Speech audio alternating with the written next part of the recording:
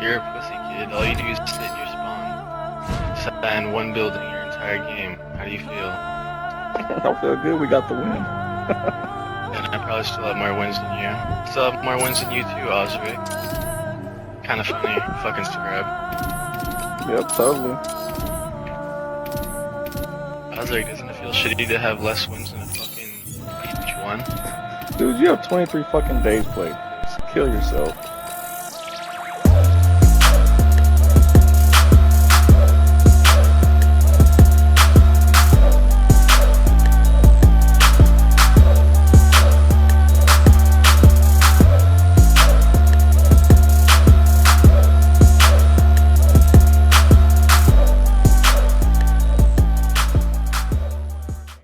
What's going on YouTube? Oz here, and this is a gameplay on the map Magma. Got some DLC content for you guys. And if you guys don't know, I play with my DLC on. I don't play with no map pack. You play with no map packs, you get easier lobbies. You're not playing against the hardest possible games that you could. So if you guys ever wonder why maybe one of your favorite commentators on YouTube doesn't play with his DLC on, there's a reason for it. These are annoying lobbies. I gotta tell you guys, if you guys have ever seen me live stream playing solo in DLC lobbies, I hold my own and I do just fine, but it's pretty it's filled with a lot of frustrating moments. Let's just go ahead and say that. But anyways, let's talk about this gameplay. Trashtalkers. Gotta love these dudes, man. One thing about this game is the guy that you heard talking at the beginning of the video, he had been going on for 2 games prior. I think I was on the map, was it Grind? I was playing on Grind. It was just me and the homie Scrub Killer. We were just messing around, not really going for gameplay, just having a bit of fun, and we run into this trash talker that you heard in the beginning of this video. Now, all I have to say about this trash talker is, if you're gonna talk trash, make sure, and when I say make sure, I mean 100% sure that you're better than the person you're trying to talk trash, and you're able to back up what you're saying. Clearly, this guy can't back up what he's saying. I mean, not to put all my eggs into a statistic, a kill-death ratio, but he had a 1.0 kill-death ratio and a really low score per minute. Now, stats don't tell the whole story, but for sure, it's going to tell me about your consistency in the public matches. So with that being said, I didn't fear anyone. I obviously respect all opponents, and that's something that I had to learn. No matter whether it's sports, whether it's fighting, and I'm not a fighter, guys. I'm just saying, if I happen to fight someone, believe me, I will respect their abilities, even if I know I can beat this guy's ass. Say he could be a 4'5" midget, and I'm gonna respect him, because you just never know in this world, and that's how things go. But anyways, you're gonna see in this gameplay, the enemy actually did a pretty good job in the beginning. They were calling in counter UAVs, and it wasn't somebody that was rushing around. It was probably somebody just playing a more supportive role, calling in UAVs and counters, and the counter messes me up right here. I didn't see my teammate die, and I get taken out by 2. So let's actually cut back to 2 games prior. Hey, yo, dude, why are you kids sweating so hard? I'm just curious. Yo, Ozrek, Scrub Killer, Kid why are played you a kids whole sweating match so and hard? didn't level up from level 8 to 9, dude. That's pathetic. Hey, yo, I just heard you talking a second ago, you faggot-ass Prestige Master. Talk again. Think you're fucking good, kid? Coming here and like, oh, I'm a fucking pub star. Stay in here, kid. Stay in here, dude. Watch what happens when I pull out a fucking regular gun too, kid. Oh man, yeah, I gotta figure out who I'm gonna send that fucking gameplay good? to, man. See how hard it is to hold down a trigger. Then I got a Orbital VSAT on standby. Keep pressing the fight. We're ahead. Got these faggots out of the trailer.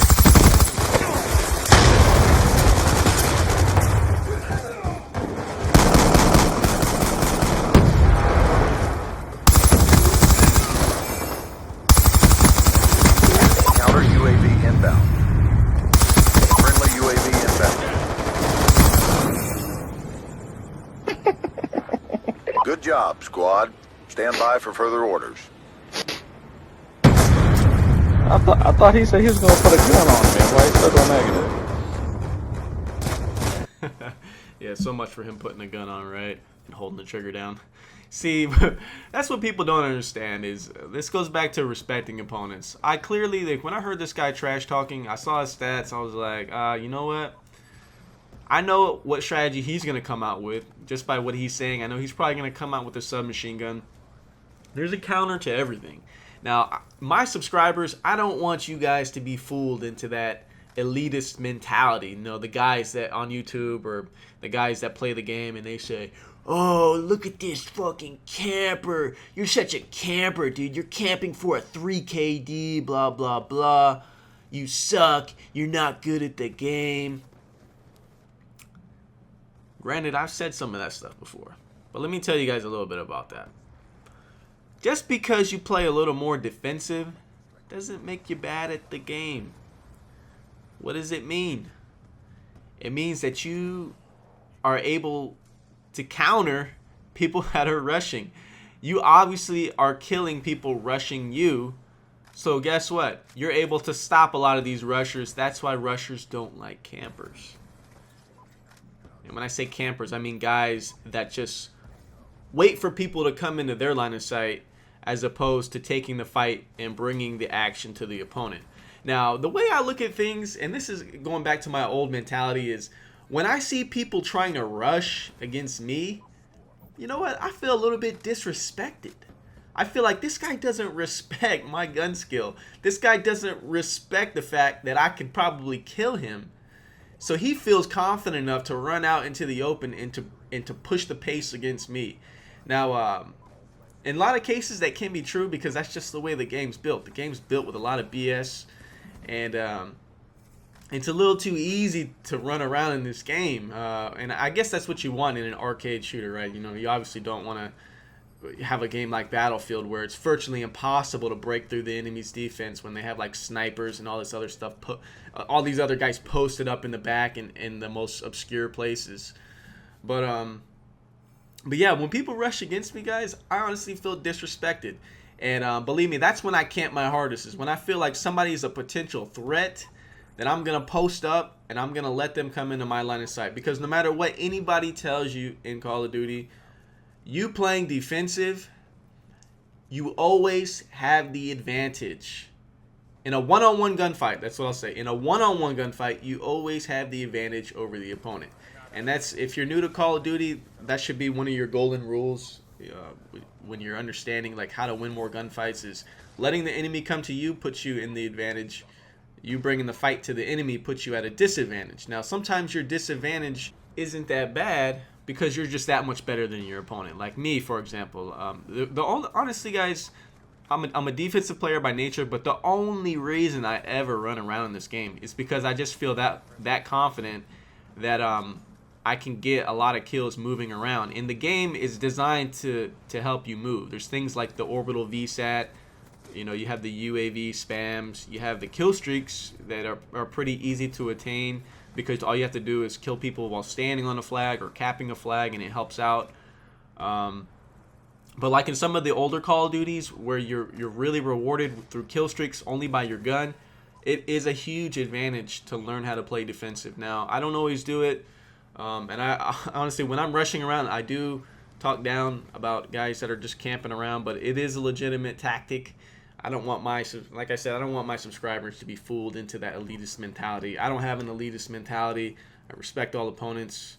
It's pretty damn annoying when you camp in your spawn with a target finder, but shit, I know why you're doing it. It's because you're fearful that I'm gonna run in there and take you out.